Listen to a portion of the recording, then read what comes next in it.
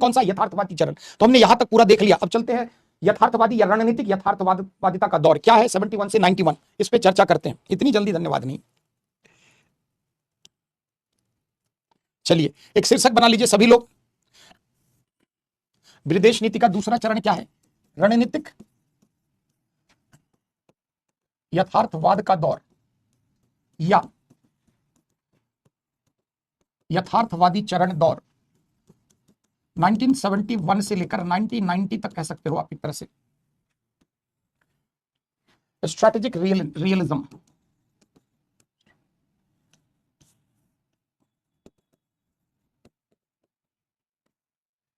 यथार्थवाद क्या है? अंतरराष्ट्रीय राजनीति में बहुत सारे सिद्धांत है, उसमें एक सिद्धांत है यथार्थवाद, रियलिज्म, जो क्या कहता है कि अंतरराष्ट्रीय राजनीति में हर राष्ट्र अपनी शक्ति, अपनी प्रभाव क्षमता का विस्तार चाहता है।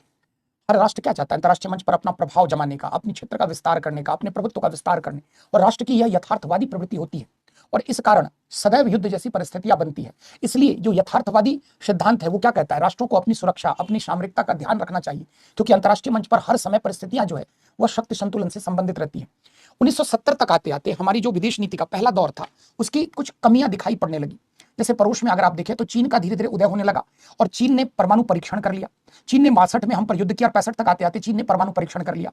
इधर पाकिस्तान ने भी 65 में भारत पर हमला किया, भले उसमें पराजय उसकी हुई।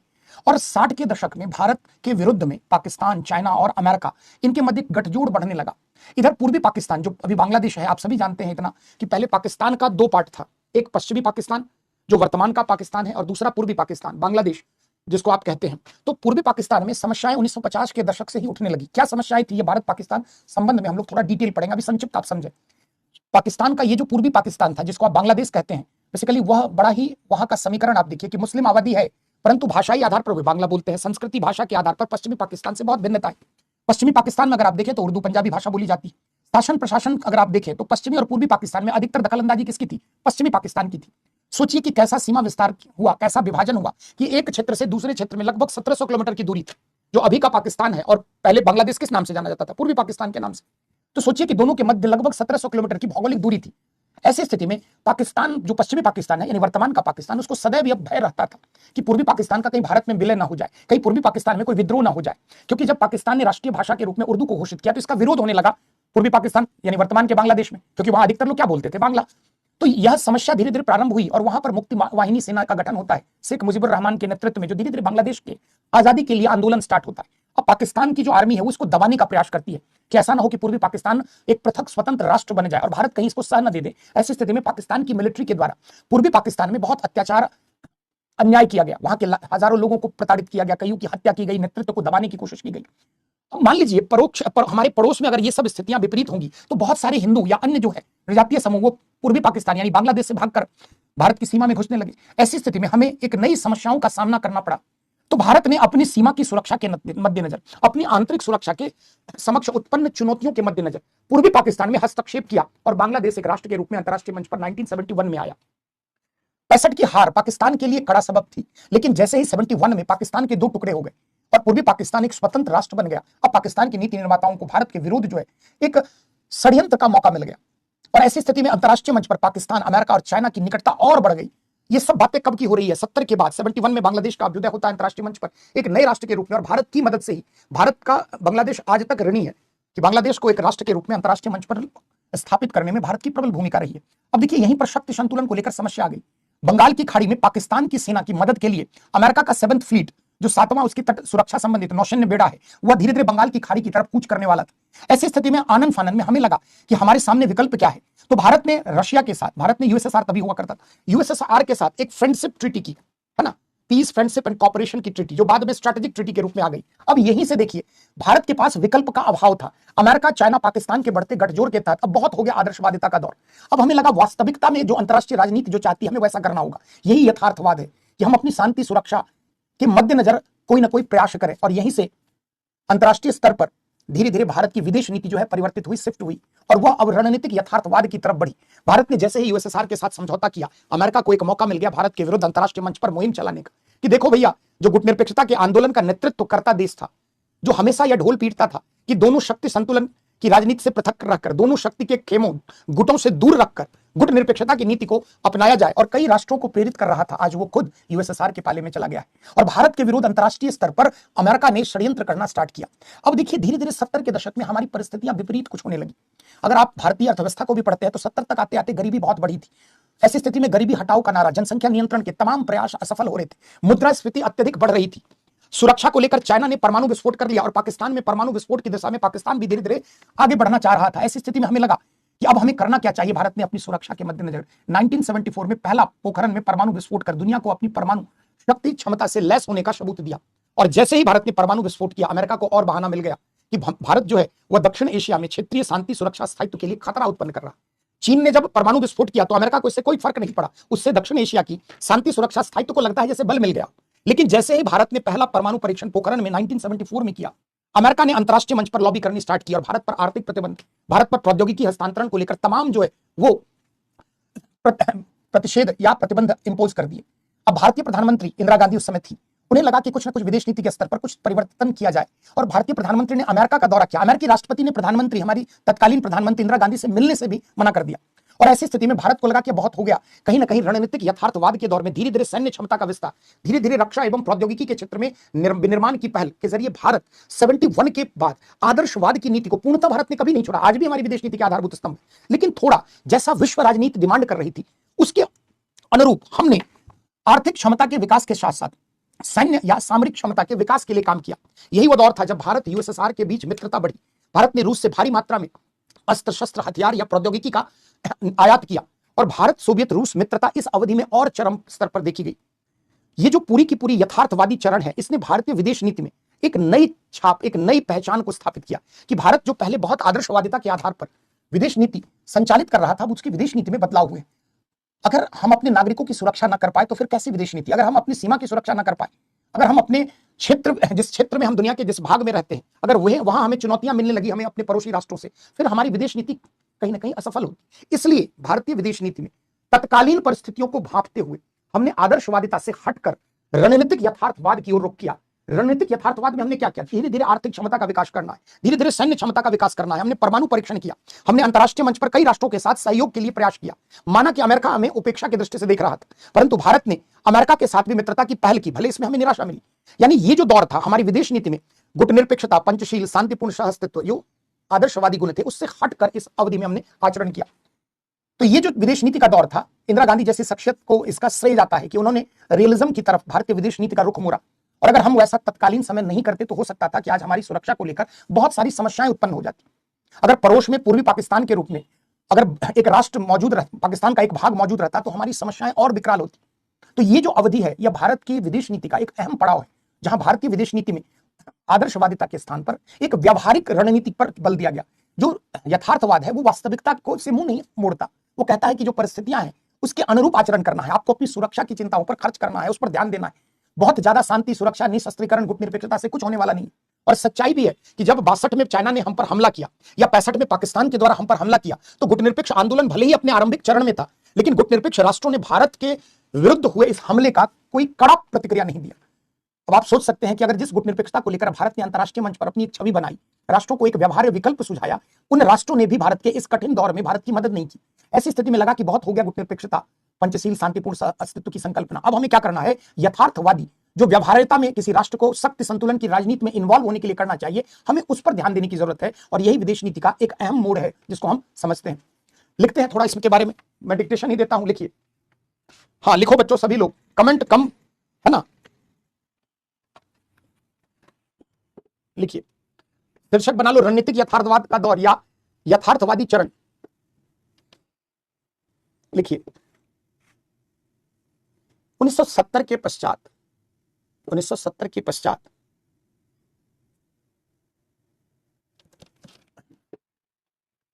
भारत की विदेश नीति में,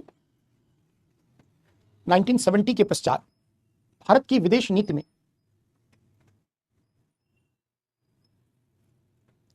आदर्शवादी सिद्धांतों पर बल देने की बजाय, आदर्शवादी सिद्धांतों पर बल देने की बजाय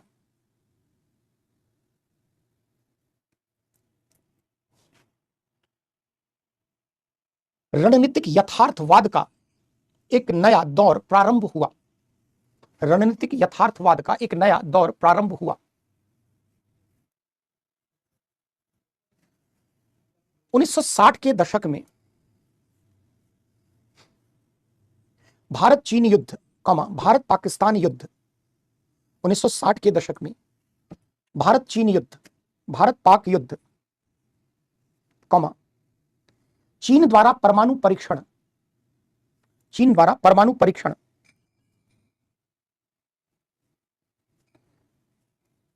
भारत के विरोध में, चीन द्वारा परमाणु परीक्षण, भारत के विरोध में चीन पाकिस्तान अमेरिका के मध्य बढ़ती निकटता, भारत के विरोध में चीन पाकिस्तान अमेरिका के मध्य बढ़ती निकटता, एक राष्ट्र के रूप में बांग्लादेश के उदय, एक राष्ट्र के रूप में बांग्लादेश के उदय आदि कारणों से, एक राष्ट्र के रूप में बांग्लादेश के उदय आदि कारणों से भारत की सुरक्षा संबंधित चिंताओं पर विशेष ध्यान देने की जरूरत महसूस की गई। भारत की सुरक्षा संबंधित चिंताओं पर विशेष ध्यान देने की जरूरत महसूस की गई।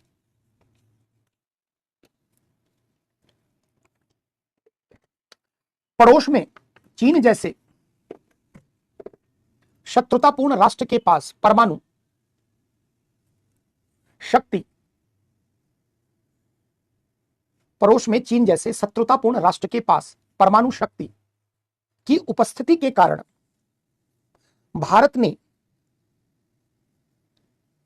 अपनी सुरक्षा चिंताओं के मद्देनजर, भारत ने अपनी सुरक्षा चिंताओं के मद्देनजर 1974 में परमाणु परीक्षण किया, जिसके कारण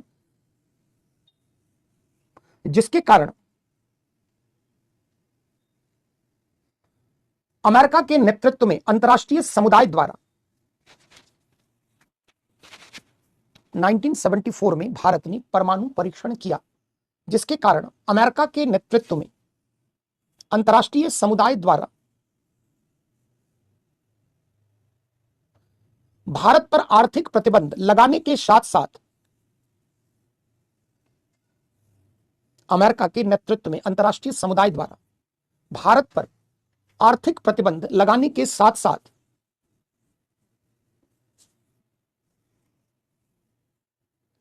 भारत विरोधी मुहिम को हवा दी जाने लगी। एक पेज छोड़ के लिखो प्रिया, भारत विरोधी मुहिम को हवा दी जाने लगी। पैराग्राफ चेंज करके देखिए, अपने राष्ट्रहित की रक्षा हेतु, अपने राष्ट्रहित की रक्षा हेतु भारत द्वारा गुट निरपेक्षता के सिद्धांतों से थोड़ी दूरी बनाए रखते हुए सोवियत रूस के साथ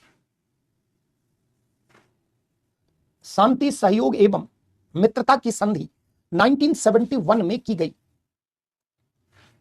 थोड़ी दूरी लिखते वक्त बैलेंस लिखना है, थोड़ी दूरी बनाए रखते हुए सोवियत रूस के साथ शांति सहयोग एवं मित्रता की संधि 1971 में की गई। भारत ने अपनी सुरक्षा के मद्देनजर, अपनी सुरक्षा का ध्यान रखते हुए इस अवधि में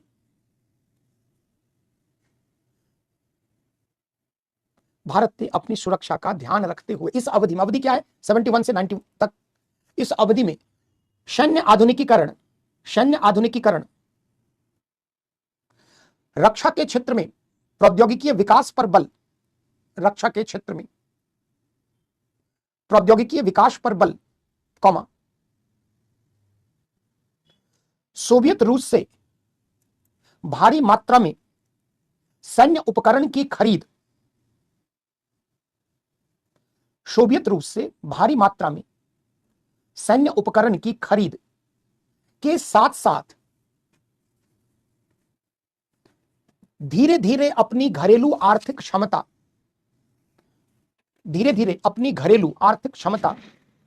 के विकास पर ध्यान दिया। यद्यपि इस अवधि में भारत द्वारा अमेरिका के साथ संबंधों को अमेरिका के साथ संबंधों को नॉर्मल बनाने, सामान्य बनाने या बेहतर बनाने, यद्यपि इस अवधि में भारत द्वारा अमेरिका के साथ संबंधों को बेहतर बनाने के भी प्रयास हुए, परंतु इस प्रयास में हमें सफलता न मिली। अब देखिए, तो अब आप समझ पाए कि इस अवधि में कैसे गियर शिफ्ट किया गया। बहुत हो गया आदर्शवादिता, है ना। गांधी का भी स्टेटमेंट है कि यदि मुझे कायरता, है ना, और शक्ति में चुनना हो तो मैं कायरता को नहीं चुनूंगा बल्कि शक्ति के साथ जाऊंगा। भारतीय विदेश नीति गांधीवादी ऐतिहासिक कारक से प्रेरित रही थी, है ना। हमारी विदेश नीति में बुद्धिज्म का भी योगदान है, हिंदुइज्म की भी बहुत सारी विचारधारा है। तो हमने बहुत कर लिया अनुनय विनय, बहुत शांतिपूर्ण सहयोग का ढोल पीट लिया, कुछ मिला नहीं। ऐसी परिस्थितियां विपरीत आई अंतर्राष्ट्रीय मंच पर, जिसने हमारी विदेश नीति की बड़ी कठिन परीक्षा ली, और इस कारण हमने अपनी विदेश नीति में कालांतर में बदलाव किया। और यह बदलाव एक रणनीतिक यथार्थवादी चरण की तरफ था कि हमें अब दुनिया को वास्तविकता में समझना होगा कि ये दुनिया है क्या। ये दुनिया सिर्फ वादों, आदर्शों पर नहीं चलती है ना। ये दुनिया जो है वो शक्ति संतुलन, युद्ध, व्यवहार्यता के सिद्धांतों पर चलती है। और यही चीज भारतीय विदेश नीति ने इस अवधि में महसूस किया। तो ये जो हमारी विदेश नीति का दौर है, ये कहीं ना कहीं भारत की विदेश नीति में थोड़ा सॉफ्ट पावर डिप्लोमेसी के स्थान पर हार्डकोर डिप्लोमेसी को समावेशित करता है। क्या है सॉफ्ट पावर और क्या है हार्डकोर डिप्लोमेसी, पढ़ा चुका हूं। तो पहले जो हमारी आदर्शवादिता वाली नीति थी वो सॉफ्ट पावर डिप्लोमेसी का पार्ट था, लेकिन 71 के बाद हमारी विदेश नीति में थोड़े हार्डकोर डिप्लोमेसी, है ना, कठोर कूटनीति, सैन्य क्षमता के विकास, रक्षा अनुसंधान को बल, सेना के आधुनिकीकरण, रूस के साथ सामरिक जो भी उत्पादों हैं उसके आयात पर अधिक खर्च किया जाना, क्योंकि हमें लग गया कि अब पड़ोस में हमें आने वाले समय में पाकिस्तान, चाइना से एक बड़ी चुनौती मिलने वाली है। ऐसी स्थिति में अगर हम अपनी सेना को तैयार न करें, हम अपनी रक्षा तैयारी को अगर बल प्रदान न करें, तो हमें भविष्य में समस्या होगी। यही तो है विदेश नीति में। विदेश नीति कभी भी सिर्फ तत्कालीन परिस्थिति के इर्द गिर्द नहीं संचालित होती। एक दूरदर्शितापूर्ण सोच होनी चाहिए कि भविष्य में हमें इस बात का अनुमान या भान रहे कि अंतर्राष्ट्रीय राजनीति किस करवट बैठेगी, तो हम अपनी सुरक्षा की चिंताओं के मद्देनजर पहले से ही उस दिशा में अगर आगे बढ़े। यही तो हमारी विदेश नीति की सफलता है। ये कूटनीतिज्ञ, ये विदेश नीति के जानकार करते क्या है, कहीं ना कहीं ये विदेश नीति में आने वाले चैलेंजेस, आने वाली समस्याओं को पहले ही भांपने का प्रयास करते कि कोई राष्ट्र क्या उसकी महत्वाकांक्षा है, भारत के विरुद्ध वो क्या कर सकता है। पाकिस्तान 71 के बाद भारत के विरोध में उसने समझ चुका वो पाकिस्तान कि अब आमने सामने के युद्ध में हम भारत को नहीं हरा पाएंगे, तो उसने भारत के विरुद्ध प्रॉक्सी वार, छद्म युद्ध का सहारा लिया। और कालांतर में क्या है छद्म युद्ध, इसने क्या किया भारत पाकिस्तान संबंधों में देखेंगे। तो चलते हैं, स्ट्रेटेजिक रियलिज्म क्या है अब आप समझ पाए, है ना। बेसिकली इसमें व्यवहार्यता पर बल दिया गया, है ना, कि बहुत हो गया आदर्शवादिता, अब हमें क्या करना है, अपनी सैन्य क्षमता विस्तार पर काम करना है। अब देखो गुटनिरपेक्षता से हमने क्या लिखा, थोड़ी दूरी बनाए। हम पूरा नहीं कह सकते कि गुटनिरपेक्षता को दरकिनार करते हो। अगर अमेरिका ने अंतर्राष्ट्रीय मंच पर भारत के विरोध में क्या कहा कि देखिए भैया कि ये जो शीत युद्ध के दौर में गुटनिरपेक्ष आंदोलन का मसीहा था, लीडर था, आज खुद यूएसएसआर की गोद में जाकर बैठा है, उसके साथ सामरिक समझौता कर रहा है। राष्ट्रहित सर्वोपरि होता है बच्चों, और अगर राष्ट्रहित के समक्ष अगर ये चैलेंजेस आ रहे हैं तो क्या करें, हम शांति, पंचशील, गुटनिरपेक्षता का ही राग अलापते रहे। तो भारत ने अपनी विदेश नीति में तत्कालीन परिस्थितियों के मद्देनजर एक बदलाव लाया, और ये जो है बदलाव का दौर था। चलिए ठीक है, तो रणनीतिक यथार्थवाद का दौर 1971 से 1990। चलते हैं अब अगला हमारा दौर कौन है, शीत युद्धकालीन परिस्थितियां, आर्थिक उदारीकरण का दौर उसको कह सकते हो, या शीत युद्ध के बाद, है ना, एक ध्रुवीय विश्व, कुछ अलग अलग नामों से भी आप लिख सकते हैं, ऐसा नहीं कि जो लिखा है वही। शीत युद्ध खत्म होता है, एक ध्रुवीय विश्व व्यवस्था का दौर आता है, अमेरिकी वर्चस्व का दौर लिख सकते हैं, आर्थिक उदारीकरण का दौर। चलिए अब अगली विदेश नीति का हमारा पिलर क्या है, आर्थिक उदारीकरण का दौर, आर्थिक उदार आरंभिक दौर 1991 से। इसको हम लोग दो पार्ट में बांट कर देख लेते हैं। अब देखिए 1991 तक आते आते अंतरराष्ट्रीय परिस्थितियां बिल्कुल बदल जाती है। शीत युद्ध का दौर खत्म हो जाता है, सोवियत रूस का विघटन हो जाता है, और अमेरिका एकमात्र वैश्विक महाशक्ति के रूप में अंतरराष्ट्रीय मंच पर कायम हो जाता है। हमने पहले भी आपको बेसिक कंसेप्ट में कुछ बताया कि इस अवधि में अमेरिका जानबूझकर शक्ति प्रदर्शन करता है, जानबूझकर विश्व राजनीति में अपने को इन्वॉल्व करने के लिए खाड़ी युद्ध में न चाहते हुए भी हस्तक्षेप करता है ना। ठीक है, समझ गया, रक्षा, कायरता, हिंसा, समझ गया, थैंक यू जानकारी के लिए। हाँ, कायरता और हिंसा में गांधी ने कहा है, अच्छी बात है। आप सभी जानते हैं, अच्छी बात है। वही मैं आपको बता रहा था कि कायरता और हिंसा में शक्ति का ही तो प्रयोग किया जाता है। ठीक है, चलिए चांदनी, अभी जब पूरा लास्ट तक जाओगी तो पता चल जाएगा कि क्या किया जा सकता है। अभी पहले पूरा क्लास सुन लो, नहीं रहेगा डाउट। अगर फिर भी डाउट रह गया तो अंत में पूछ लेना। चलिए, तो अब क्या है, अंतरराष्ट्रीय मंच पर परिस्थितियां विपरीत हो चुकी हैं, अलग हो चुकी हैं। सोवियत रूस जैसा भरोसेमंद एक स्तंभ हमारा टूट चुका है, कमजोर हो चुका है। सोवियत रूस का विघटन हो गया और कल तक आप जो सैन्य अस्त्र शस्त्र खरीदते थे, सोवियत रूस विभिन्न देशों का एक संगठन था, है ना, इंडिपेंडेंट ऑफ बहुत सारे स्टेट का एक सोवियत रूस संगठन था, लगभग 15 देश इसमें शामिल थे।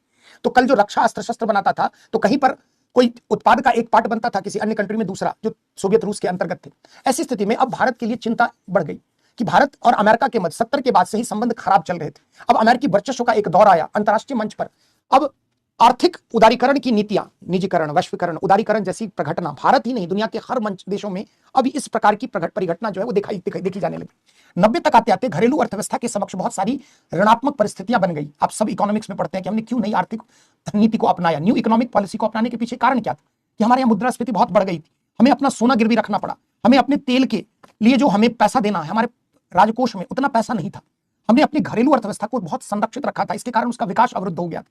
जो सार्वजनिक उद्यम थे बड़ा ही निराशाजनक प्रदर्शन कर पा रहे थे, रुग्ण हो गए, बीमार हो गए। ऐसी स्थिति में जो घरेलू अर्थव्यवस्था के सामने बहुत सारी नेगेटिव परिस्थितियां उत्पन्न हो गई। उधर अंतरराष्ट्रीय मंच पर आप सोच सकते हैं कि अमेरिकी वर्चस्व का दौर आया और 70 से लेकर 90 तक आते आते सोवियत रूस पर अत्यधिक निर्भरता के कारण धीरे धीरे अमेरिका भारत से दूर जा चुका था। ऐसी स्थिति में हमारी विदेश नीति के समक्ष एक कठिन चुनौती थी कि किस प्रकार जैसी विश्व राजनीति करवट ले रही है उसके अनुरूप अपनी विदेश नीति को संचालित किया जाए और धीरे धीरे अमेरिका के साथ हम अपने संबंध को सुधारने की पहल करें। अब देखिए, अमेरिका एक वाणिज्यिक हित वाला देश है, पूंजीवादी देश है।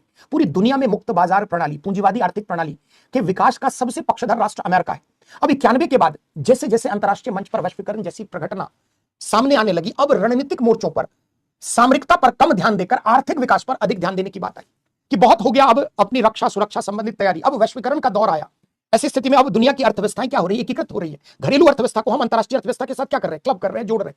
ऐसी स्थिति में हमें अपनी घरेलू अर्थव्यवस्था में क्या चाहिए, सुधार चाहिए। सुधार कैसे होगा, हमें टेक्नोलॉजी चाहिए, हमें पूंजी चाहिए, हमारे यहाँ निवेश चाहिए। निवेश के बाद अगर उत्पादित हो तो उसके लिए बेहतर बाजार चाहिए, है ना। तो जो 91 के पश्चात आर्थिक उदारीकरण, निजीकरण, वैश्वीकरण का जब दौर आया, सिर्फ भारत में ही नहीं, भारत में तो हमने 91 की नई आर्थिक नीति को प्रवर्तित किया ना, लेकिन अंतरराष्ट्रीय मंच पर खास करके एशिया के स्तर पर अगर बात की जाए, एशिया के स्तर पर धीरे धीरे आर्थिक उदारीकरण का दौर देखा जाने लगा। अब हमारे लिए क्या प्राथमिकता थी कि अब हमारे लिए प्राथमिकता यह थी कि कैसे आर्थिक विकास को गति प्रदान की जाए। इस समय दक्षिण एशिया, दक्षिण पूर्व एशिया के क्षेत्र, आसियान जैसी अर्थव्यवस्था लहलहा रही थी। 90s के डिकेड में धीरे धीरे आसियान 10 देशों का, 10 दक्षिण पूर्वी एशियाई देशों का एक संगठन है। तो जो आसियान के देश है वहां पर खुशहाली का एक दौर देखा गया, उनकी अर्थव्यवस्था में समृद्धि देखी गई। इधर पश्चिम लुक वेस्ट अगर की बात करें, पश्चिम के देशों में तेल खनन में अमेरिका, ब्रिटेन, कई विकसित देशों की कंपनियों के कारण धीरे धीरे वहां भी अब जो है संभावनाएं बढ़ने लगी। अब देखिए परिस्थितियां हमारी क्या हो रही है, 90 के बाद अलग हो रही है। अब सामरिकता पर थोड़ा कम ध्यान देकर आर्थिक विकास के लिए संबंधों को बेहतर बनाने पर बल दिया गया और इस क्रम में भारत ने इसी अवधि में लुक ईस्ट पॉलिसी, पूर्व की ओर देखो की नीति का अनुसरण किया। लुक वेस्ट पॉलिसी, पश्चिम की तरफ देखो। आर्थिक उदारीकरण के लिए हमें जरूरत क्या थी, हमें निवेश चाहिए था। तो हमें दुनिया के ये जो विकसित पूंजीपति देश है, पूंजीवादी राष्ट्र है, इनके साथ संबंधों को नॉर्मलाइज करने की बात। इधर 2000 के बाद धीरे धीरे विश्व के मानचित्र पर पुतिन के आगमन के साथ ही रूस का रिसर्जेंस होता है, अभ्युदय होता है। हमारा ये रूस परंपरागत सदाबहार मित्र रहा है। ऐसी स्थिति में भारतीय विदेश नीति में 2000 के बाद धीरे धीरे रूस की तरफ भी एक मित्रता का हाथ पहले भी रहा है और बढ़ाने की पहल की गई। अंतरराष्ट्रीय मंच पर देखिए परिस्थितियां कैसे बदल रही हैं। 2001 आता है, अमेरिका पर आतंकवाद का घटना से संबंधित वर्ल्ड ट्रेड सेंटर पर हमला होता है और अमेरिकी प्रभुता को चुनौती मिलती है। यही वो दौर है जब दुनिया के मंच पर कुछ नवीन घटनाएं दिखाई पड़ती है, जैसे आतंकवाद का मुद्दा। भारत 1988 के बाद से ही कश्मीर में आतंकवाद, उससे पहले 80 के दशक में पंजाब में खालिस्तान की मांग समर्थित आतंकवाद की चपेट में रहा है। ऐसी स्थिति में 90 के दशक में अगर हम देखें तो पाकिस्तान समर्थित आतंकवाद की नीति ने हमारे विदेश नीति की कठिन परीक्षा ली। कश्मीर में भारत बार बार अंतरराष्ट्रीय मंच पर पाकिस्तान को एक्सपोज करने की प्रयास करता रहा। हमने विश्व समुदाय को कहा कि देखिए भाई, पड़ोस में पाकिस्तान जैसे राष्ट्र के द्वारा कैसे आतंकवाद को प्रश्रय दिया जा रहा है। यह आतंकवाद सिर्फ हमारे लिए खतरा नहीं है, भविष्य में पूरी दुनिया के लिए एक बड़ी चुनौती के रूप में उभर कर आएगा। अमेरिका तभी हमसे नाराज चल रहा था। पाकिस्तान के निकट 50 के दशक से ही अमेरिका का संबंध रहा है। ऐसी स्थिति में अमेरिका बार बार क्या कहता था कि आतंकवाद जो है वो एक क्षेत्रीय मुद्दा है, वो किसी देश के घरेलू आंतरिक मुद्दा है, यह कोई अंतरराष्ट्रीय मुद्दा नहीं है ना। और यह जो मुद्दा है बेसिकली निर्जातीय एथनिक कॉन्फ्लिक्ट का पार्ट है, यह घरेलू राजनीतिक कारणों से उत्पन्न हुआ है, यह अंतरराष्ट्रीय मुद्दा नहीं है। जब अपने घर में आग लगी तब जाकर अमेरिका को एहसास हुआ कि आतंकवाद कितना भयावह अंतरराष्ट्रीय मुद्दा है। 2001 में अमेरिकी वर्ल्ड ट्रेड सेंटर टावर पर हमला और operation enduring freedom, war on terrorism, George Bush द्वितीय के नेतृत्व में अमेरिका द्वारा आतंकवाद के विरोध एक अभियान चला। भारत की विदेश नीति में अब देखिए नई नई चीजें शामिल हो रही है। उधर रूस का उदय हो रहा है, हमें रूस के साथ संबंध को बैलेंस करना है। उधर आतंकवाद के मुद्दे पर हमें वैश्विक समुदाय को घेरना है, जोड़ना है। इधर अगर आप देखें तो पाकिस्तान और चीन के मध्य निकटता बढ़ती जा रही है। इधर चीन जो है एक सुपर पावर के रूप में धीरे धीरे उत्पन्न हो रहा है। 2008 के बाद से चीन का विश्व की राजनीति में हस्तक्षेप अधिक बढ़ता है।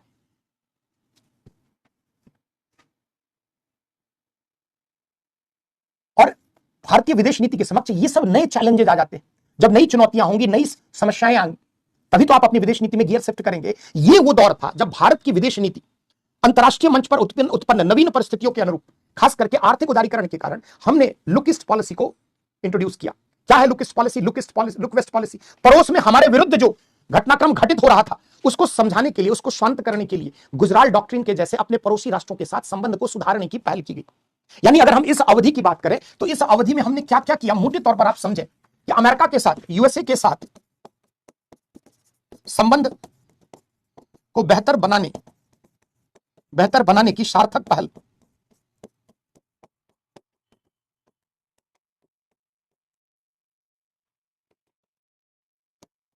सामरिक संबंधों के स्थान पर आर्थिक विकास की प्रक्रिया पर अधिक बल,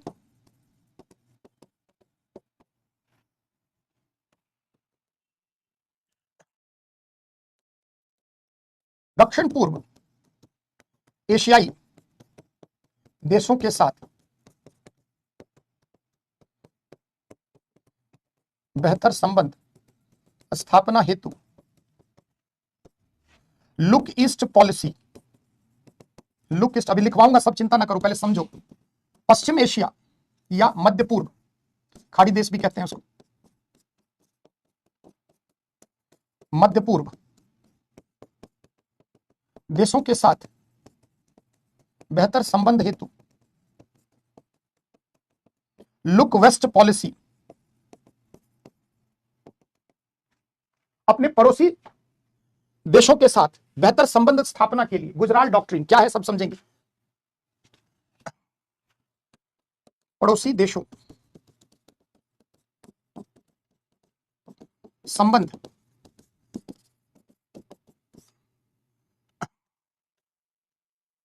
को सुदृढ़ मतलब मजबूत करने हेतु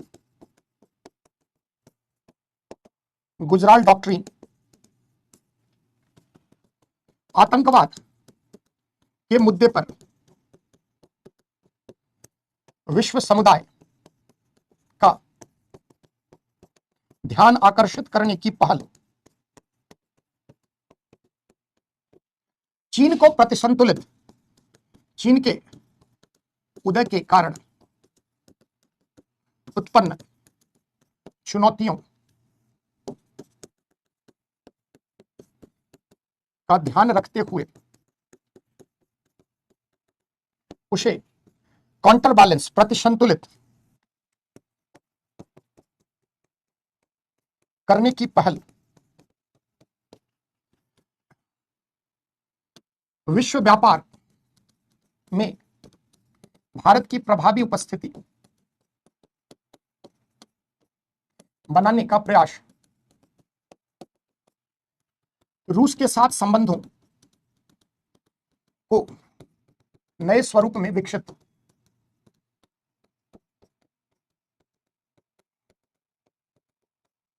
देख सकते हो कि उस समय आर्थिक उदारीकरण के दौर में, आर्थिक उदारीकरण के दौर में आर्थिक सहयोग बढ़ाने की पहल, आर्थिक सहयोग बढ़ाने की पहल, सबसे ज्यादा आपको लगेगा डायनामिक जो विदेश नीति में बदलाव आया है उसमें ये दौर है। मोटे तौर पर आप समझ सकते हैं। एक बार मैं दोबारा पढ़ देता हूं क्या क्या है, शुरू से देखिए। आर्थिक उदारीकरण का आरंभिक दौर में पहला क्या था कि आर्थिक उदारीकरण का जो सबसे अगुवा देश था, है ना, आ रहे हैं सब फलकनाथ, सब बताएंगे एक एक करके, धैर्य रखें। यूएसए के साथ संबंध को मजबूत बनाना हमारी मजबूरी थी। क्यों? कि यूएसए जो है एक पूंजीवादी देश है, निवेश चाहिए, टेक्नोलॉजी चाहिए, बाजार चाहिए, सब कुछ चाहिए आपको। ऐसी स्थिति में भारत में आईटी सेक्टर बूम हो रहा है 90 के बाद से, धीरे धीरे 2000 के दशक में भारत में इंफॉर्मेशन टेक्नोलॉजी कम्युनिकेशन रिवॉल्यूशन होता है। तो भारत में बहुत अधिक जो है सॉफ्टवेयर, हार्डवेयर, तमाम इन सब सॉफ्टवेयर पर निर्भरता हमारी बढ़ी, सॉफ्टवेयर विनिर्माण क्षेत्र में, सेवा क्षेत्र में विकास हुआ, तो हमें अमेरिकी कंपनियों का साथ था, चाहिए था। अमेरिका का पूंजी, अमेरिका की तकनीक इस प्रक्रिया को और आगे बढ़ा सकता था। तो भारत यूएसए के साथ संबंध को सुधारने का पहल करता है। सामरिक संबंध, बहुत ज्यादा युद्ध जैसे परिस्थितियां 2001 के बाद से अंतरराष्ट्रीय मंच पर धीरे धीरे अगर देखें तो एक आर्थिक विकास का दौर आया। राष्ट्र अपनी सुरक्षा की चिंता तो सदैव रहती है, परंतु सुरक्षा की चिंताओं के साथ साथ आर्थिक विकास की प्रक्रिया पर हर राष्ट्र अधिक ध्यान देने लगा। कैसे निवेश आए, कैसे जो है आर्थिक व्यापारिक समझौता करे, कैसे व्यापार में छूट प्राप्त करे, कैसे व्यापार से संबंधित अन्य पहलुओं का विकास करे। दक्षिण पूर्व एशिया, आसियान के देश, जिनको साउथ ईस्ट एशियन कंट्री आप कहते हैं, आसियान देश, इनमें 10 देशों में अगर हम देखें तो 1-2 देश को छोड़कर 8, लगभग 7-8 देश पूरी दुनिया में सर्वाधिक जीडीपी ग्रोथ रेट 90s के डिकेड में इन देशों में देखी गई। अब ऐसी स्थिति में आसियान देश में अगर पैसा आ रहा है, जीडीपी ग्रोथ रेट है, तो संभावनाओं का एक बाजार है। तो भारत ने इन आसियान देशों के साथ संबंध को सुधारने के लिए लुक ईस्ट पॉलिसी को इंट्रोड्यूस किया। क्या है लुक ईस्ट पॉलिसी, आगे एक एक करके बाद में देखेंगे। खाड़ी देश जो मध्य पूर्व के देश हैं, उनके साथ संबंधों को बेहतर बनाना है। हमारी अब ऊर्जा आवश्यकताएं बढ़ गई, तो चाहे एनर्जी सिक्योरिटी के लिए, चाहे अपने नागरिकों के, है ना, नागरिकों की सुरक्षा के लिए, चाहे ऊर्जा आवश्यकताओं की पूर्ति के लिए, या वहां जो हमारे लाखों लोग काम कर रहे हैं उनके हितों की अभिरक्षा के लिए हमें खाड़ी के देशों के साथ संबंध को बेहतर बनाने का प्रयास हुआ। इस क्रम में लुक वेस्ट पॉलिसी आ गई 2005 में। आगे देखिए आप, पड़ोसी राष्ट्र जो हमारे अपने पड़ोसी राष्ट्र है, उनको हमेशा भय क्या लगता था कि भारत आकार में, आर्थिक क्षेत्र में, सैन्य क्षमता में, हर क्षेत्र में बहुत बड़ा देश बन गया, कहीं ऐसा ना हो कि हम पर हमला कर दे। पड़ोस में इतना बड़ा राष्ट्र है तो इससे हमारी सुरक्षा की चिंताएं भी बढ़ेगी। जो छोटे छोटे देश है हमारे पड़ोसी, जैसे नेपाल है, भूटान है, श्रीलंका है, बांग्लादेश है, म्यांमार है, इन सब देशों को कहीं ना कहीं लगा कि भारत का अगर इतना अधिक विकास होगा तो यह हमारे लिए कठिन समस्या बन सकता है भारत। ऐसी स्थिति में पड़ोसी राष्ट्रों के साथ कैसे संबंध को सुदृढ़, मतलब मजबूत करने के लिए गुजराल डॉक्ट्रिन आई। क्या है गुजराल डॉक्ट्रिन, आगे पढ़ेंगे। आतंकवाद, 90 के दशक से ही भारत में धीरे धीरे आतंकवाद का खतरा मंडराने लगा और भारत में कई आतंकी हमले 90 से लेकर 2010 के तक। ऐसी स्थिति में भारत ने अंतर्राष्ट्रीय समुदाय का ध्यान आकर्षित करना चाहा। आतंकवाद को एक ग्लोबल मुद्दा, विश्व समुदाय के सहयोग के जरिए इसके निदान के लिए भारत ने लॉबिंग की। शुरुआत में पश्चिम के देशों ने, अमेरिका ने भारत की अनदेखी की और इसे कहा कि ये तो आपका घरेलू मुद्दा है, ये तो विश्व का मुद्दा है ही नहीं, ये तो क्षेत्रीय मुद्दा है, ये तो एथनिक कन्फ्लिक्ट है, ये तो आपका हिस्टोरिकल बैकग्राउंड में इसकी जड़ है, ये कोई ग्लोबल मुद्दा नहीं है। जब अपने घर में आतंकी हमला हुआ तब अमेरिका को लगा कि सच में आतंकवाद कितना बड़ा मुद्दा है और पूरी दुनिया के वैश्विक समुदाय ने इसको गंभीरता से लिया। यही वो अवधि है जब धीरे धीरे हमने पाकिस्तान को विश्व के स्तर पर एक्सपोज करने का प्रयास किया, जो आज तक हमारी विदेश नीति कर रही है। कि पाकिस्तान को पहले हम दबे जुबान में कहते थे कि पड़ोस में आतंकी राष्ट्र, अब खुलकर कहते हैं कि पड़ोस में पाकिस्तान जैसे आतंकी देशों की उपस्थिति के कारण दक्षिण एशिया की शांति सुरक्षा स्थायित्व को खतरा है। तो ये जो 90 के दशक में अगर आप देखें तो पहले हम डायरेक्ट नाम नहीं ले रहे थे, लेकिन कहीं ना कहीं हमारी निगाह, हमारा इशारा विश्व समुदाय को पाकिस्तान की ही तरफ था। तो आतंकवाद के मुद्दे पर विश्व समुदाय को हम आपका ध्यान आकर्षित करना चाह रहे थे, अपने समर्थन में लाना चाह रहे थे। आतंकवाद को एक वैश्विक मुद्दा और उसके समाधान के लिए अंतर्राष्ट्रीय पहल के लिए हम प्रयास कर रहे हैं। ये जो है यह अवधि हमारे लिए महत्वपूर्ण है। इसके बाद इधर देखिए 2000 के बाद से धीरे धीरे चीन का उदय होता है। 2008 के बाद से विश्व के स्तर पर चाइना धीरे धीरे एक प्रभावी मजबूत राष्ट्र के रूप में उभर कर आता है। अब चीन के कब पड़ोस में, चीन के साथ हमारे संबंध सदैव कटु रहे हैं। ऐसी स्थिति में अगर पड़ोस में चाइना जैसे देश का उदय हो जाएगा तो यह हमारी सुरक्षा के लिए भी खतरा है, यह दक्षिण एशिया की शांति सुरक्षा स्थायित्व के लिए भी चुनौती हो सकता है, क्योंकि चीन की नीति सदैव विस्तारवादी रही, दूसरे देशों में हस्तक्षेप की नीति रही है, सीमा विस्तार की नीति आज से नहीं, चाइना के अभ्युदय के समय से ही रही है। लगभग 14-15 देशों से चाइना अपनी सीमा साझा करता है और सबसे कुछ ना कुछ समस्या चीन को हमेशा रही है। इस देश की नेचर ही, प्रकृति ही ऐसी रही है। तो चीन के साथ उदय के कारण हमें बहुत सारी चुनौतियां मिलने लगी और ऐसी स्थिति में चाइना को भी काउंटर बैलेंस करना है ना। तो चीन को काउंटर बैलेंस कैसे कर सकते हैं? आर्थिक विकास पर भी बल, सिर्फ सैन्य क्षमता के दम पर आप चाइना को थोड़ी पछाड़ सकते हैं, क्योंकि चीन आप सभी जानते हैं निर्यात आधारित विश्व की अग्रणी अर्थव्यवस्था बन चुका है। तो चीन को आर्थिक विकास भी हमें करना होगा, अपनी घरेलू अर्थव्यवस्था को सुधारना होगा, हमें अपनी रक्षा सुरक्षा तैयारी को भी क्या करना होगा, मजबूत करना होगा। और इसके लिए भारत को जरूरत क्या थी? अंतरराष्ट्रीय मंच पर अमेरिका के साथ। रूस जैसा धीरे धीरे महाशक्ति पहले रही थी, विघटन हो गया, तो रूस के संबंधों को नए स्वरूप में विकसित करने का प्रयास, क्योंकि रूस हमारा भरोसेमंद एक सामरिक भागीदार देश रहा है, साझेदार देश रहा है।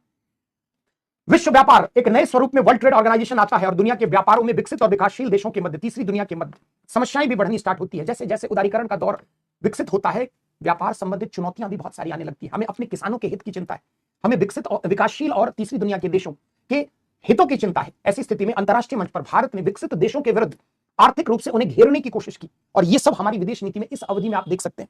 आर्थिक उदारीकरण के दौर में आर्थिक सहयोग बढ़ाने की तमाम पहल की गई है ना। तो ये सबसे डायनामिक पार्ट आप कह सकते हैं हमारी विदेश नीति का है। पहले पार्ट में आदर्शवादिता, दूसरे पार्ट में हार्डकोर डिप्लोमेसी, यहां पर क्या है, सॉफ्ट कोर ही कह सकते हो, इकोनॉमिक कॉपरेशन पर अधिक बल। ऐसा नहीं था कि स्ट्रेटेजिकल जो बढ़ा था उसको हमने पीछे कर दिया, सैन्य सुरक्षा तैयारी भी साथ साथ, लेकिन आर्थिक विकास पर अधिक बल। अब यहीं पर तीन जो है भारत की फॉरेन पॉलिसी में तीन बातें जुड़ती है जो अभी भी आपको जानना है। पहला क्या है? Look east policy, look west policy, Gujral doctrine.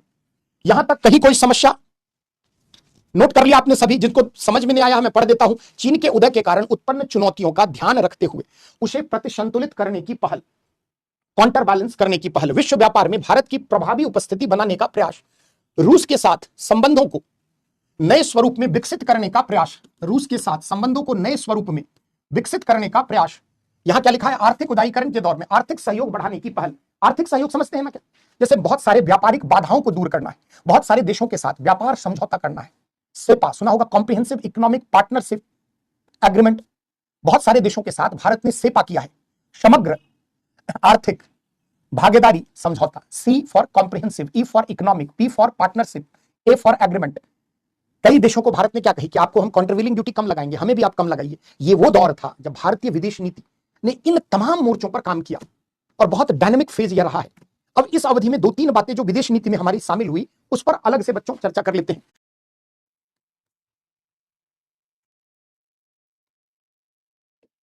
चलिए, क्लियर है, अच्छी बात है। सभी लोग लास्ट तक आओगे जो लोग, है ना, कहीं कोई डाउट नहीं रहेगा।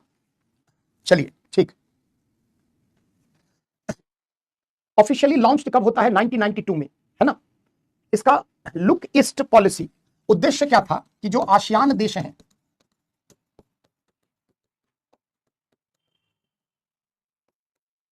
कल्चरल, कॉमर्स, कनेक्टिविटी,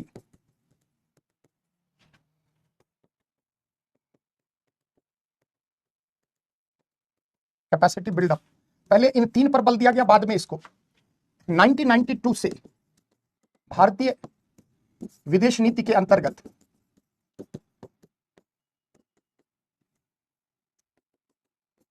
दक्षिण पूर्व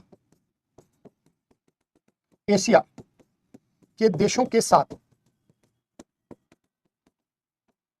कैसे संबंध, कल्चरल, सांस्कृतिक, है ना, सांस्कृतिक, व्यापारिक, कनेक्टिविटी, संपर्क और कैपेसिटी बिल्डअप, क्षमता निर्माण। तो कैसे संबंध? हमारे सांस्कृतिक संबंध रहे हैं इनके साथ, कल्चरल डिप्लोमेसी का पार्ट है, कॉमर्स, व्यापारिक, कनेक्टिविटी, संपर्क तंत्र और क्षमता निर्माण। इसको हम शॉर्ट फॉर्म में 4 C's कहते हैं।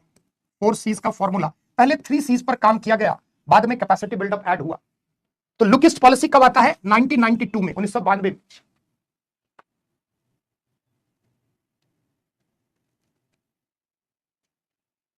आसियान देश, क्यों आसियान देश के साथ?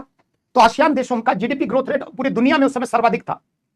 तो आसियान देशों का अगर जीडीपी ग्रोथ रेट ज्यादा है, यानी आर्थिक विकास अगर अधिक है, तो वहां से निवेश ले सकते हैं, टेक्नोलॉजी हस्तांतरित कर सकते हैं, उनकी मदद से हम भी आर्थिक विकास कर सकते हैं। और पड़ोस में म्यांमार से ही आसियान स्टार्ट हो जाता है। ऐसी स्थिति में हमारी कनेक्टिविटी, संपर्क तंत्र को भी हम बेहतर बनाते हैं। तो इसका लार्जर पर्पस क्या था? इकोनॉमिक इंटरेस्ट को फुलफिल करना, है ना। और इकोनॉमिक इंटरेस्ट कैसे फुलफिल होगा? तो कल्चरल और कनेक्टिविटी के जरिए। सांस्कृतिक संबंध, इन देशों में कई देश हैं जो बौद्ध धर्म को मानते हैं, कई देश हैं जहां हिंदू धर्म का भी, अगर आप देखें तो भारत के चोल वंश के राजाओं के समय में बहुत सारे देशों के साथ, जैसे थाईलैंड, इंडोनेशिया वगैरह के साथ हमारे ऐतिहासिक संबंध रहे, है ना। तो इन देशों के साथ संबंधों को मधुर बनाना, मेन उद्देश्य क्या था? इकोनॉमिक इंटरेस्ट अधिक, क्षमता निर्माण, कैपेसिटी बिल्डअप। इनके साथ डिफेंस स्ट्रैटेजी को भी आगे चलकर, क्योंकि चाइना का इंफ्लुएंस आसियान देशों पर बढ़ रहा था, और अगर आसियान देशों में अगर चीन की प्रभावी दखलंदाजी इन 10 देशों में अगर अधिक हो गई तो हमारे लिए समस्या है। तो कालांतर में इसमें एक यह भी जुड़ गया कि आसियान देशों में चीन के बढ़ते प्रभाव को कम करना, है ना। तो नोट करेंगे आप, तो लिख सकते हैं, लिखिए 1992 से भारतीय विदेश नीति के अंतर्गत दक्षिण पूर्व एशिया के देशों, ब्रैकेट में आसियान देशों के साथ सांस्कृतिक व्यापारिक संपर्क तंत्र एवं क्षमता निर्माण हेतु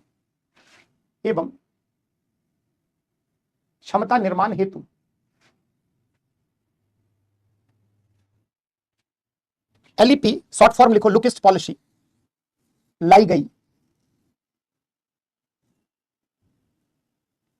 क्षमता निर्माण हेतु एलईपी, लुक ईस्ट पॉलिसी लाई गई।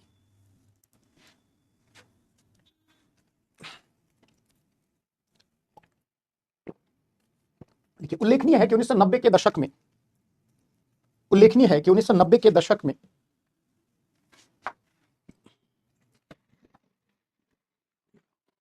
आसियान देशों में उच्च समृद्धि दर देखी गई। आसियान देशों में उच्च समृद्धि दर देखी गई, क्षमता निर्माण हेतु एलईपी की नीति अपनाई गई। रेखा चौधरी, इन चारों को लिखा हुआ है, सांस्कृतिक व्यापारिक संपर्क तंत्र एवं क्षमता निर्माण हेतु एलईपी लुक ईस्ट पॉलिसी की नीति अपनाई गई। हो गया रेखा, लिखिए पैराग्राफ चेंज करके। उल्लेखनीय है कि 1990 के दशक में आसियान देशों में उच्च समृद्धि दर के कारण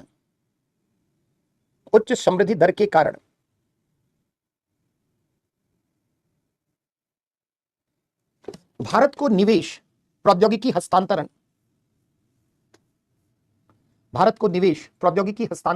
बाजार आदि हेतु इन देशों का साथ चाहिए था। सहयोग चाहिए था। हालांकि इन देशों के साथ हमारे पहले भी द्विपक्षीय संबंध रहे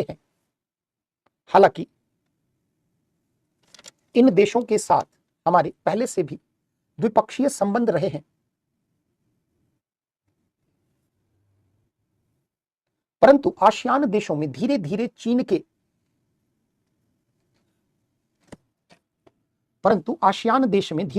के प्रभाव में आए विस्तार को रोकना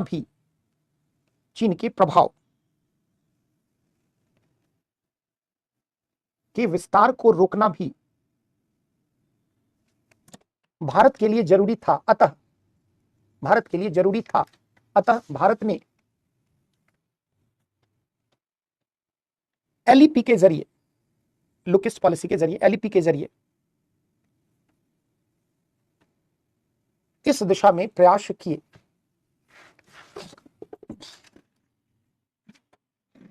अब देखिए, ये लुक ईस्ट पॉलिसी। दूसरा चलते हैं, थोड़ा लुक वेस्ट पॉलिसी देखते हैं।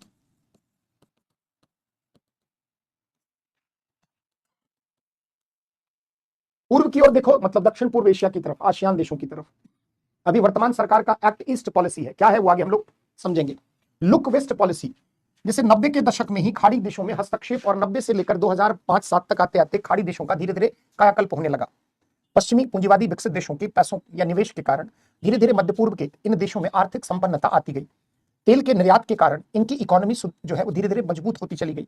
और वहां पर पश्चिम के निवेश के कारण, बता रहा हूं, जो लिखना होगा प्रतिमा तो बताऊंगा, धीरे धीरे पश्चिम के कंपनियों का इन देशों में निवेश बहुत अधिक हुआ। और ऐसी स्थिति में ये जो खाड़ी के देश हैं, इनमें आर्थिक समृद्धता आई। जैसे यूएई की बात करें, सऊदी की बात करें, ईरान की बात करें, इराक की बात करें, जैसे हम कतर की बात करें, ये सब जो देश हैं, इनमें क्रूड ऑयल की उपस्थिति के कारण और अंतर्राष्ट्रीय मंच पर जैसे जैसे वैश्वीकरण का आगाज हो रहा था, विस्तार हो रहा था, ऊर्जा आवश्यकताएं क्या हो गई, उसकी डिमांड बढ़ी, है ना। और ऐसी स्थिति में डिमांड बढ़ने के कारण, रिपीट अभी लिखवा कहा रहा हूं, लिखवाना जब होगा तब बताऊंगा ना। तो ऊर्जा आवश्यकताएं क्या हुई, अंतर्राष्ट्रीय मंच पर राष्ट्रों के लिए ऊर्जा आवश्यकताओं की जरूरत बढ़ती चली गई। तो 2000 के दशक में हमारी विदेश नीति के समक्ष भी, चूंकि हमारे यहाँ 91 से हमने न्यू इकोनॉमिक पॉलिसी को अपनाया, निजीकरण, उदारीकरण, वैश्वीकरण जैसी प्रक्रियाओं को बल दिया, तो धीरे धीरे हमारे यहाँ भी ऊर्जा आवश्यकता जो है वो 2000 के दशक तक आते आते बढ़ने लगी। ऐसी स्थिति में हमारी तेल के लिए निर्भरता इन पर और अधिक बढ़ी। तेल आयात हमारा क्या है, और अधिक बढ़ा। और इस कारण से हमारा इन देशों के साथ संबंध को बेहतर बनाना हमारे ही लिए आवश्यक था। इसलिए भारत सरकार द्वारा 2005 से लुक वेस्ट पॉलिसी अपनाई गई, जिसका उद्देश्य क्या था, ऑब्जेक्टिव इसका क्या था, कि जो भी खाड़ी स्थित देश हैं, इनको आप चाहे मध्य पूर्व कह लें, चाहे खाड़ी के देश कह लें, मध्य पूर्व या खाड़ी स्थित देश, खाड़ी स्थित तेल निर्यातक देश,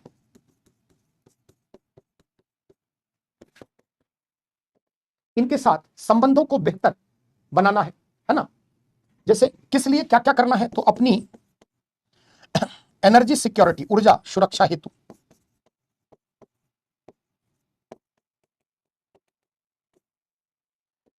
धीरे धीरे भारत से लाखों लोग जो है खाड़ी के देश जो है वह नौकरियों के लिए जाने लगे। तो हमें अपना नागरिकों की सुरक्षा भी जरूरी थी, है ना। तो अपने सिटीजन्स सिक्योरिटी के लिए वहां से रेमिटेंस, भारी मात्रा में प्रेषण आने लगा। अब जब यहां आर्थिक संपन्नता आई तो इनका विकास अधिक होने लगा। तो यहां पर ट्रेड एंड इन्वेस्टमेंट क्या हुआ, अधिक होने लगा।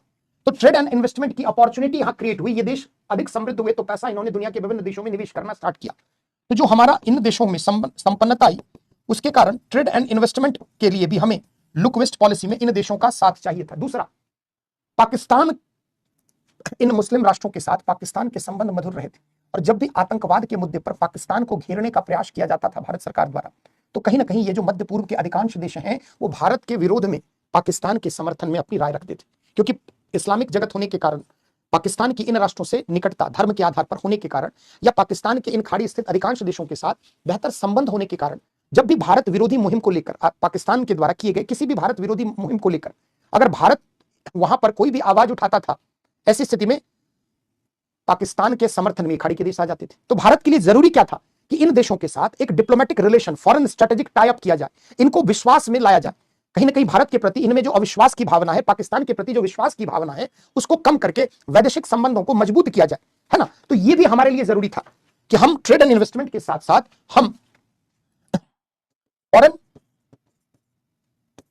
रिलेशंस को स्ट्रांग करें इन देशों के साथ। क्यों? क्योंकि ये देश जो हैं हर बात में पाकिस्तान के साथ जाते थे। यूएन में अगर कभी कोई मुद्दा आता था आतंकवाद को लेकर घेरने का, तो भारत के विरोध में पाकिस्तान के समर्थन में इन देशों का जो है वो साझेदारी होता था। अगर इनके पास पैसा है, कई अंतरराष्ट्रीय मंच पर मल्टीलैटरल कॉपरेशन, है ना, मल्टीलैटरल कॉपरेशन के लिए भी इन देशों का साथ चाहिए था। और यही सब कारणों से भारत ने 2005 में मध्य पूर्व स्थित खाड़ी स्थित देशों के साथ संबंध को सुधारने के लिए लुक वेस्ट पॉलिसी लाई। तो क्या है ये पॉलिसी मोटे तौर पर? अब आप लिखिए, लिखो प्रतिमा यादव।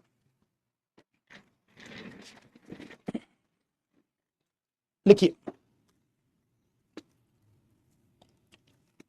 भारत सरकार द्वारा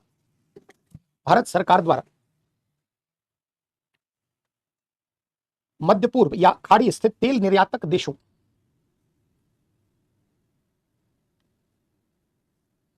मध्य पूर्व या खाड़ी स्थित तेल निर्यातक देशों के साथ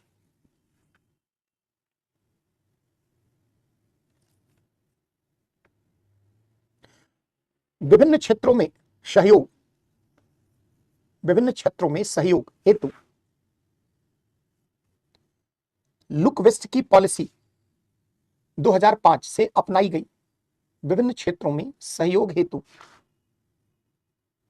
2005 से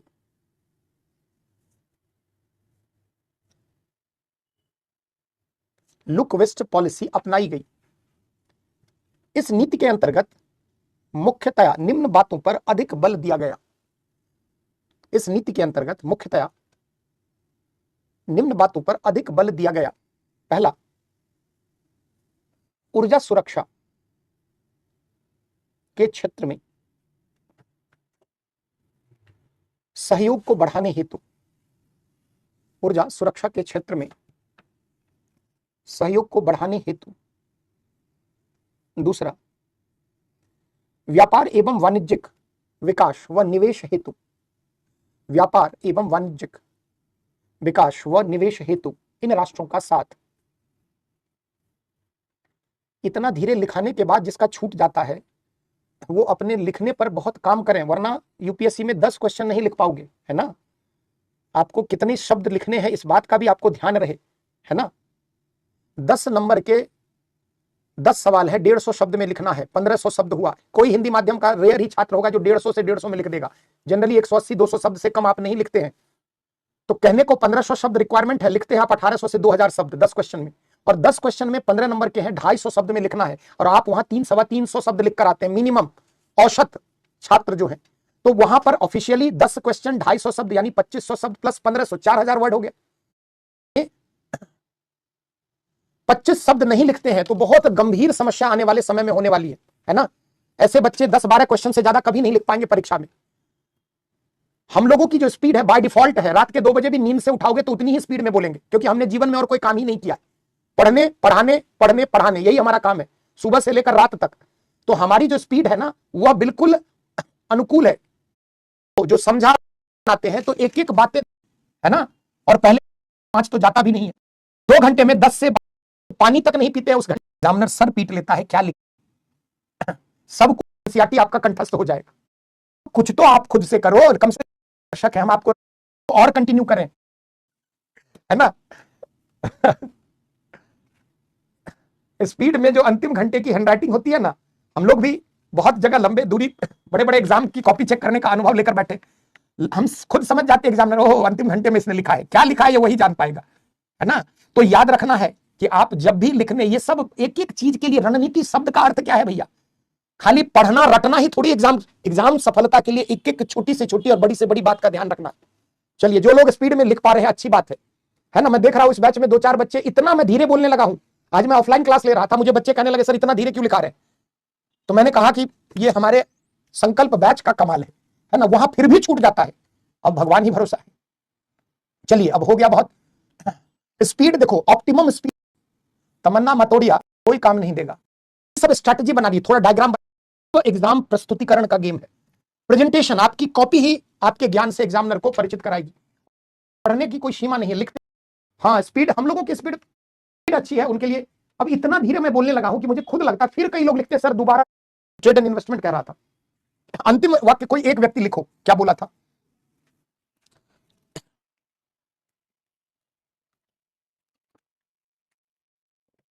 क्या बोला था, लास्ट लाइन बस एक शब्द बताओ, व्यापार और वाणिज्य में। हाँ, सेकंड क्या, वही बताया हो क्या, पूरा वाक्य हो गया, बता दो खाली। कुमकुम, कोई भी एक बच्चा कमेंट कर दो, बस देख ले क्या बोला था, हो गया ना वाक्य पूरा। हाँ, व्यापार और वाणिज्य के क्षेत्र में, हाँ, इन राष्ट्रों का साथ, गुड, थैंक यू। चलिए, थर्ड लिखिए खाड़ी स्थित देशों में, खाड़ी स्थित देशों में लिखिए। हाँ ठीक है अर्चना, लिखो चलिए। हाँ ठीक है, चलिए, धन्यवाद आप सबका। लिखिए, खाड़ी स्थित देशों में रह रहे प्रवासी भारतीयों, खाड़ी स्थित देशों में रह रहे प्रवासी भारतीयों के हितों की अभिरक्षा हेतु, ठीक है, हो गया। खुशबू लिखो, खाड़ी स्थित देशों में रह रहे प्रवासी भारतीयों के हितों की अभिरक्षा हेतु। जैसे रेमिटेंस समझते हैं ना, प्रेषण, जो भारतीय व्यक्ति वहां जाता है और वहां से पैसा कमाकर अपने घर परिवार के लिए भेजता है। भारत दुनिया में सर्वाधिक रेमिटेंस प्राप्त करने वाला देश है। अगर 2023 तक देखें तो 125 बिलियन डॉलर से अधिक पैसा हमारे भारतीय मूल के 2.5 करोड़ से अधिक लोग जो दुनिया के विभिन्न देशों में रह रहे हैं, उन्होंने हमें हमारी अर्थव्यवस्था में 125 बिलियन डॉलर की राशि पंप की है। सोचिए कि कितनी बड़ी राशि है, 125 बिलियन डॉलर। भारत दुनिया का सबसे अधिक रेमिटेंस प्राप्त करता देश है। रेमिटेंस प्रेषण कहते हैं हिंदी में, है ना, जो वहां से आता है पैसा विदेशों से भारत में। जैसे एग्जांपल से आप देखें, भारत के कुछ राज्य जैसे केरल, हम कहते हैं केरल की जो इकोनॉमी है वो रेमिटेंस आधारित है। केरला के सर्वाधिक लोग मध्य पूर्व के देशों में स्थित है। 5-6 साल पहले केरल में जब बाढ़ आई थी तो सऊदी अरब ने 750 करोड़ रुपया बाढ़ के राहत में दिया था, क्योंकि सऊदी में केरला मूल के हजारों लोग काम करते हैं, गल्फ के विभिन्न देशों में। तो जो भारतीय मूल के लोग हैं जो दुनिया के विविध देशों में रह रहे हैं, वो लगभग 125 बिलियन डॉलर की राशि हमारे यहां भेज रहे हैं। ये कम बात थोड़ी है बच्चों। तो जो खाड़ी में लगभग 1.5 करोड़ के आसपास भारतीय मूल के लोग खाड़ी के विभिन्न देशों में रह रहे हैं। कई देशों में तो वहां की मूल आबादी से ज्यादा भारतीय मूल के लोग हैं। जैसे कतर की बात करें, हर 35% से अधिक वहां की आबादी में जो भारतीय मूल के लोग हैं। सोचो कि ये जो रेमिटेंस आ रहा है इसको भी और बढ़ाना है, उनके हितों की अभिरक्षा करनी है, तो जरूरी है। तो आपने लिख लिया। चौथा लिखिए खाड़ी स्थित देशों के साथ द्विपक्षीय बहुपक्षीय संबंधों को मजबूत करने हेतु, खाड़ी स्थित देशों के साथ द्विपक्षीय बहुपक्षीय संबंधों को प्रगाढ़ करने हेतु, मजबूत करने हेतु। तो ये सब लुक वेस्ट पॉलिसी का पार्ट है ना। क्लियर हो गया। अब तीसरा, इस अवधि में गुजराल डॉक्ट्रिन आया है। देखो अभी जो है वर्तमान सरकार जो है लुक ईस्ट पॉलिसी के जरिए, आगे हम लोग कल जस्ट पढ़ेंगे, लुक ईस्ट की जगह एक्ट ईस्ट पॉलिसी आ गई, लुक वेस्ट की जगह एक्सटेंडेड वेस्ट पॉलिसी आ गई। इसी प्रकार गुजराल डॉक्ट्रिन पड़ोसी देशों के साथ संबंध को मधुर बनाने के लिए, उसमें भी सुधार हुआ है और उसके जगह पहले पड़ोस की नीति। तो तीसरा जो इस अवधि में है, एक है गुजराल सिद्धांत, गुजराल डॉक्ट्रिन। डॉक्ट्रिन मतलब सिद्धांत होता है बच्चों। आई.के. गुजराल हमारे देश के विदेश मंत्री थे, बाद में प्रधानमंत्री भी कुछ दिनों तक बने, आचल लास्ट में। तो आई.के. गुजराल साहब एक काबिल डिप्लोमेट रहे हैं, है ना, और पहले भारत के विदेश मंत्री, लंबे समय तक भारत के विदेश मंत्री रहे और फिर जो है यह भारत के प्रधानमंत्री भी बने।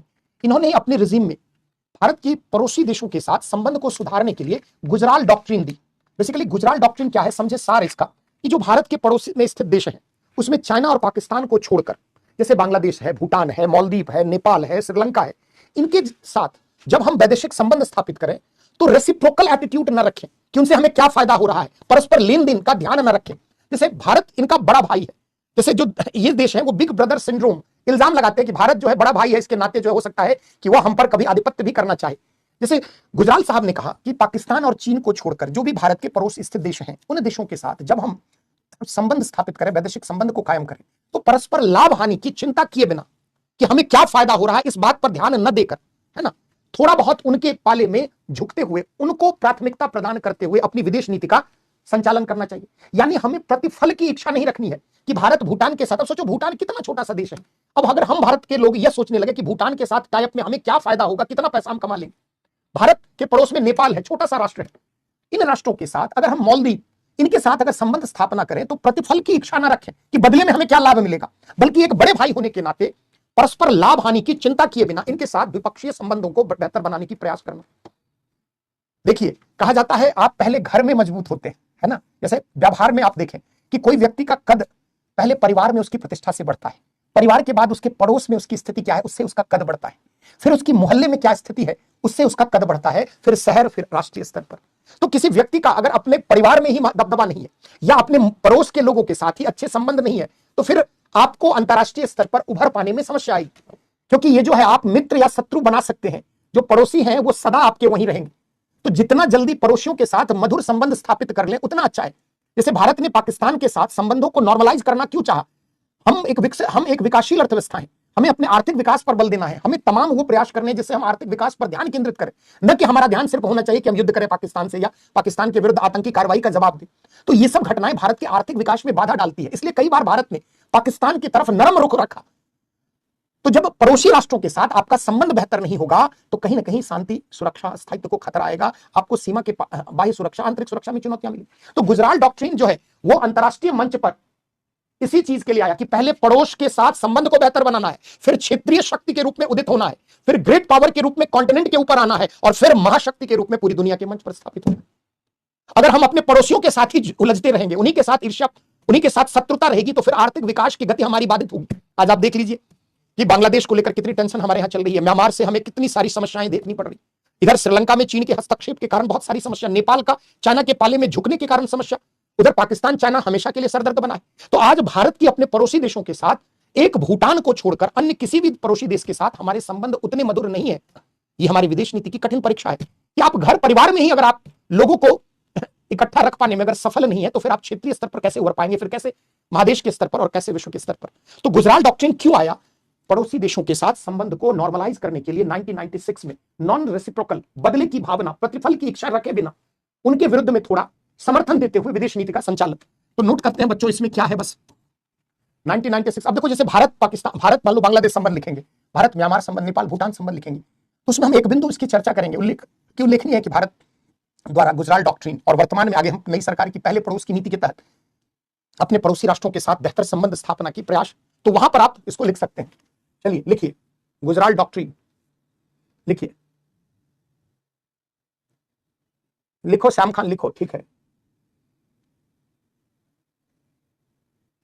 भारत सरकार की विदेश नीति में, भारत सरकार की विदेश नीति में अपने पड़ोसी राष्ट्रों के साथ, भारत सरकार की विदेश नीति में अपने पड़ोसी राष्ट्रों के साथ बेहतर संबंध स्थापना हेतु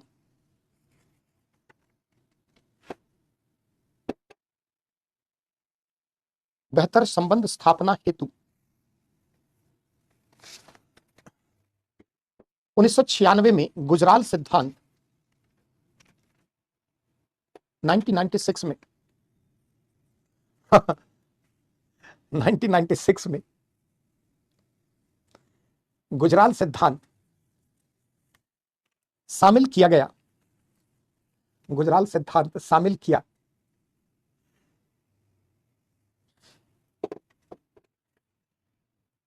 इस नीति के अंतर्गत एक से एक महान बच्चे इस बैच में हैं सही में भी कुछ लॉजिकल बातें भी करते हैं। इस नीति के अंतर्गत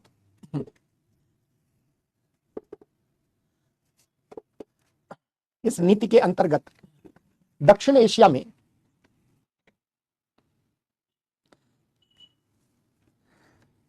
एक बड़े राष्ट्र के रूप में भारत, दक्षिण एशिया में एक बड़े राष्ट्र के रूप में भारत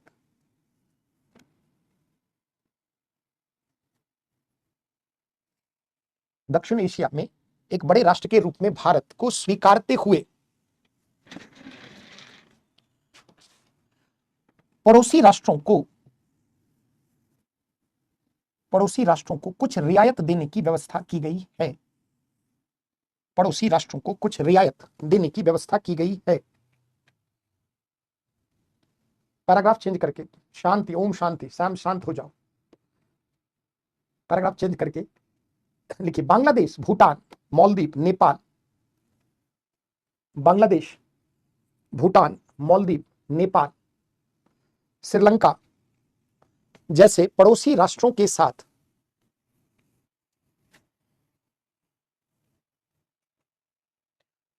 इसमें ऊपर भूल गया मैं, देखने लगा कमेंट, लिखिए इसमें निम्न बातें शामिल हैं, उसमें थोड़ा ऐड कर लो।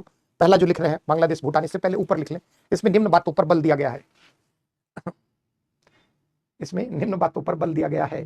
पहला, अब जो आप लिख रहे थे उसमें लिखा आपने क्या, बांग्लादेश, भूटान, मालदीव, नेपाल, श्रीलंका जैसे पड़ोसी राष्ट्रों के साथ, है ना, भारत पारस्परिक लेन देन पर बल न देकर, जैसे पड़ोसी राष्ट्रों के साथ भारत पारस्परिक लेन देन पर बल न देकर, बल्कि पारस्परिक लेन देन पर बल न देकर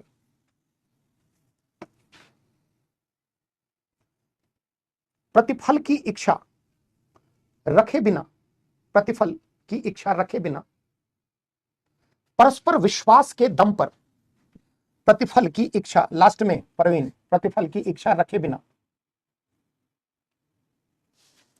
परस्पर विश्वास के आधार पर, दम पर, परस्पर विश्वास के दम पर या आधार पर संबंधों की स्थापना का प्रयास करेगा। दोबारा रिपीट कर देता हूं, किसी प्रतिफल की इच्छा रखे बिना, मतलब हमें क्या फायदा मिलेगा, हमें रिटर्न में क्या मिलेगा, प्रतिफल की इच्छा रखे बिना परस्पर विश्वास के दम पर संबंधों को बेहतर बनाने का प्रयास करेगा। दूसरा लिखिए, सेकंड, दक्षिण एशिया के देश, दक्षिण एशिया के देश, जो भारत दक्षिण एशिया का ही पार्ट है, अपनी धरती या क्षेत्र का प्रयोग, अपनी धरती या क्षेत्र का प्रयोग किसी भी अन्य देश के विरुद्ध, किसी भी अन्य देश के विरुद्ध प्रयोग करने की अनुमति, किसी भी अन्य देश के विरुद्ध प्रयोग करने की अनुमति प्रदान नहीं करेंगे।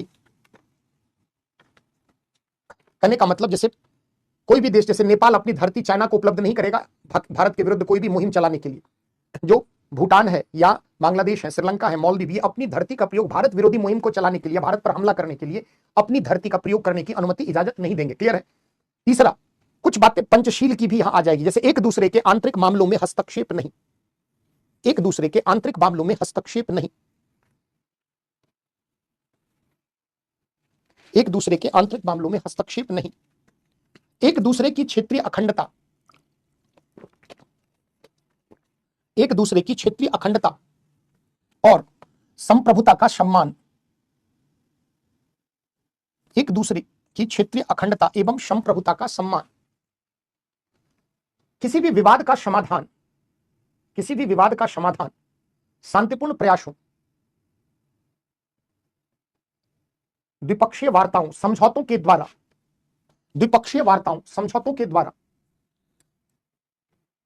जैसे देखिए कई बार इंटरव्यू में पूछ दिया जाता है what is Gujral doctrine, Panchsheel क्या है। कई बार एग्जामिनर ये भी पूछा है कि पंचशील और गुजराल डॉक्ट्रिन में क्या अंतर है। पंचशील पूरी दुनिया के लिए है, भारत की विदेश नीति में शामिल है, जबकि गुजराल डॉक्ट्रिन स्पेसिफिक हमारे नेबरहुड से रिलेशन को बेटर बनाने के लिए। दो तीन बातें लास्ट में आप जो लिखा आपने वो तीनों पंचशील में भी है और ये यहां भी है। तो जो गुजराल डॉक्ट्रिन है वो हमें पड़ोसी देशों के साथ संबंध को मधुर बनाने के लिए प्रयास, जबकि पंचशील जो है वो एक इंटरनेशनल डॉक्ट्रिन का पार्ट है। अंतरराष्ट्रीय स्तर पर भारत भले चाइना के साथ संबंधों की स्थापना के क्रम में आया, लेकिन वो हमारे फॉरेन पॉलिसी में अगर कहें तो वो फंडामेंटल हमारा सिद्धांत है। आपने कहां पढ़ा उसको, मौलिक सिद्धांत में मौलिक विशेषताओं। तो पंचशील की कई चीजें, तीन बातें जो लास्ट में आपने लिखा वो पंचशील से इंस्पायर्ड है, बट पंचशील ओवरऑल पूरी दुनिया के समक्ष भारत के अन्य राष्ट्रों के संदर्भ में व्यवहार को लेकर है, जबकि गुजराल डॉक्ट्रिन सिर्फ और सिर्फ अपने पड़ोसी देशों। इसमें एक अपवाद भी है, देखा होगा आपने, चीन और पाकिस्तान भी हमारे नेबरहुड है, लेकिन गुजराल डॉक्ट्रिन में चीन और पाकिस्तान को क्या कर दिया गया, दरकिनार कर दिया गया, साइड कर दिया गया। क्यों? क्योंकि पाकिस्तान और चाइना से हम ऐसा उम्मीद नहीं रखते हैं, बिना कोई प्रतिफल की इच्छा रखे बिना। जैसे यहां पर लाभ हानि की चिंता नहीं करते, वहां पर हमें सिक्योरिटी कंसर्न को लेकर हमारा जो ऐतिहासिक अनुभव रहा है पाकिस्तान और चीन के साथ, वो हमारे अनुभव थोड़े दुखदायी रहे। इसलिए हम चीन और पाकिस्तान के साथ संबंधों को नॉर्मलाइज करने में प्रतिफल की इच्छा रखे बिना आचरण नहीं कर सकते। तो भारतीय विदेश नीति में इस अवधि में ये तीन एडिशनल सिद्धांत को हमने देख लिया। क्या है? आर्थिक उदारीकरण के दौर में क्या क्या हुआ, तो ये सबसे बड़ा पार्ट था, हमने इन सब पर चर्चा की। अब जिसको कोई डाउट है, सवाल है, प्रश्न है, जेन्युइन है, वो पूछिए। जबरन प्रश्न नहीं पैदा करना है ना, कि कुछ सर ने कहा है तो पूछ ही लेते है ना। किसी को जेन्युइन अगर डाउट है तो पूछ लो, है ना। कल हमारा विदेश नीति खत्म हो जाएगा, ये पार्ट जो है ना। तो एक बार जो आपको मैटर मिला है, कुछ भी है, उसको पढ़कर आएंगे। आज यहां तक रखें, आराम आराम से पढ़ें, है ना। कोई जल्दबाजी नहीं है मुझे, मेरे पढ़ाने की शैली थोड़ी शांति व्यवस्था है, प्रासंगिक है ना। हम ऐसा नहीं कह सकते कि पंचशील, कुछ राष्ट्र ऐसे दो चार हो गए अंतर्राष्ट्रीय मंच पर, इसका मतलब सभी राष्ट्र थोड़े ऐसे ही। तो दो चार राष्ट्रों ने अगर पंचशील की अवहेलना कर दी, इसका मतलब ये थोड़ी है कि सभी राष्ट्र ऐसे ही हो गए, फिर तो दुनिया कैसे चलेगी, है ना। फिर जो विश्व व्यवस्था है। हाँ, आते हैं तमन्ना मातोरी, आप आए हुए हैं। भारत की विदेश नीति की बदलती प्रवृत्ति, पंचशील पूछा गया है, गुट निरपेक्षता पूछा गया है। चलिए, मानसी लास्ट में रोज डाउट सेशन आता है बेटा, रोज लास्ट में। हाँ, पंचशील इंडिया अधिकतर, आप देखो कभी कभी समस्या आ जाती है, तो हो सकता है कि थोड़ा बहुत। हाँ, पंचशील, हाँ पूछा गया सवाल है। भारतीय विदेश नीति के आधारभूत सिद्धांतों की चर्चा करें। गुजराल डॉक्ट्रिन 2013-14 का सवाल, सभी बच्चे देख लेना, पूछा हुआ। हाँ, हरमीत सिंह, वही तो मैंने कहा, चीन और पाकिस्तान इसमें इन्वॉल्व नहीं है। लास्ट में क्या कहा मैंने, पीडब्ल्यू का बुक नहीं है तो इसके साथ में कौन सा बुक, कोई सी किताब खरीद लो। देखो किताब थोड़ा अकादमिक परिप्रेक्ष्य में लिखी गई है, साथ साथ क्लास के चलो, श्वेता कुमारी एनसीईआरटी पढ़ लो और साथ साथ चलो बहुत कुछ। क्लास जब मेरी फिनिश हो जाएगी उसके बाद कोई किताब मैं बताऊंगा तो पढ़ना, ठीक है। कोमल भाटेजा, बहुत बहुत धन्यवाद आपका।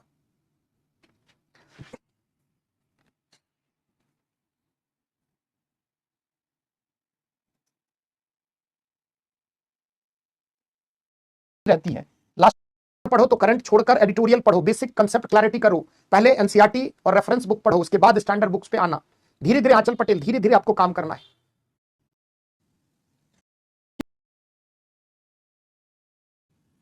जान